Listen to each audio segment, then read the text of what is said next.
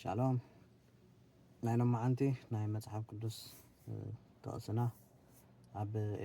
ኤፌሶን ምዕራፍ 6 ካብ 11 ክሳብ 12 ይዝርከብ ከም ዝብል ተቃል እቲ ቅልስና ምስ ሕልቅነትን ስልጣናትን ምስ ናይ ጸልማት ገዛት ዓለምን ምስ መናፍስቲ እከይን ኣብ ሰማያት ይንበር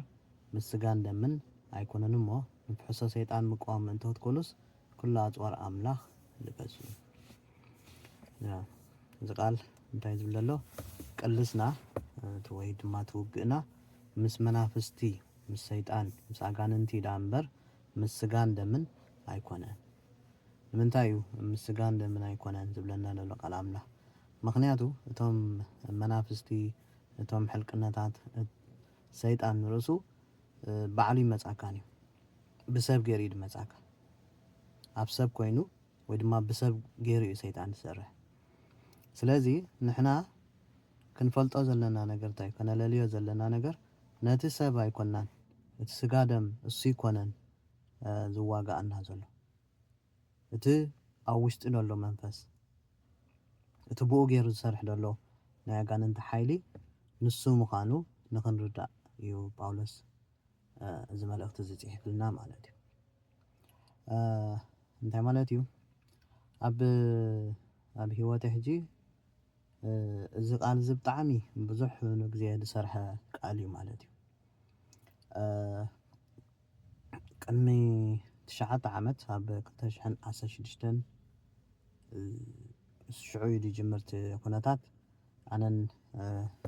ፌሩዝን ጀሚርና ማለት እዩ እግዚአብሔር ብመንገዲ እግዚአብሔር ፍቃድ ኣምላኽ ኮይኑ ተራዳዲና ለመርዓ ንኽንምርዓው ሓዳር ንኽንገብር ወሲና ማለት እዩ እዚ 2016 ማለት እዩ ልክዕ ኣብቲ ግዜቲ ሰይጣን ኣሎ ዝበሃል ብሙሉእ ሓይሉ ንዓና ንምፍልላይ ብዙሕ ሰሪሑ ማለት እዩ ብዙሕ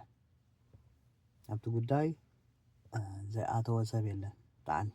ብዙሕ ሰብ ፈቲኑ ብብዙሕ መንገዲ ብዙሓት ሰባት ንኽፈላልዩና ብዙሕ ግዜ ፈቲኖም ማለት እዩ ንሕና ግን እንታይና ንርዳእ ነርና ካብ እግዚአብሔር ዝኾነ ነገር ግድን ሰይጣን ከም ዝቃወሞ ንፈልጥ ነርና ኢና ሰይጣን ከም ዝቃወመና ንርዳእ ኢና ነርና ስለዚ ዋላ ቀረባ ቤተሰብና ይኹኑ እቶም ሰባት ግን ሰይጣን ብጣዕሚ ተጠቂሙሎም ማለት እዩ ብዙሕ መንገዲ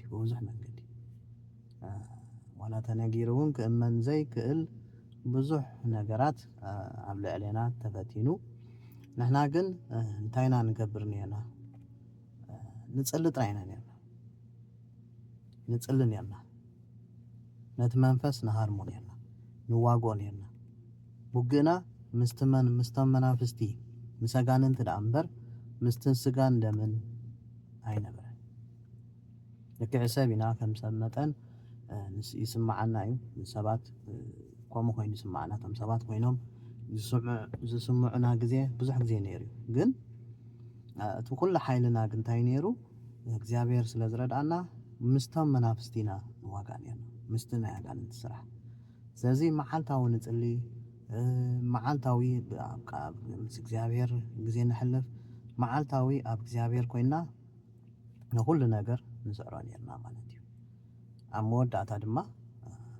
እግዚአብሔር ነቲ ነገር ወዲዎ ሰይጣን ተሳዒሩ ንሕና ድማ ሓዳር ጌርና ኣብዚ ደረጃ በፂሕና ሕጂ ምስ ስድራ ቤትና ብፍቕሪ ነብር ኣለና ማለት እዩ ስድራ ቤትና መን እቶም ዝዋግኡና ዝነበሩ ስለዚ ምስ እሶም ፀገም ስለዘይነበሮም እቲ ናይ ሰይጣን ሓይሊ ሁሉ ምስ ተሰዓረ ንሕና ንሶምን ብሰላም ብፍቕሪ ተኸባቢርና ክንነብር ክኢልና ማለት እዩ ስለዚ እንታይ እዩ ሰይጣን ሰባት ገይሩ ስለዝጥቀም ንሕና እቶም ሰባት ክመስለና እዩ ዝዛረብዎ ዝገብርዎ ዝሓስቦ ሁሉ ሰይጣን ብኦም ስለዝጥቀም እዚ ነዚ ኸነለልዮ ከም ዝግባአና ናይ ሎሚ ቃል ይምህረና ማለት እዩ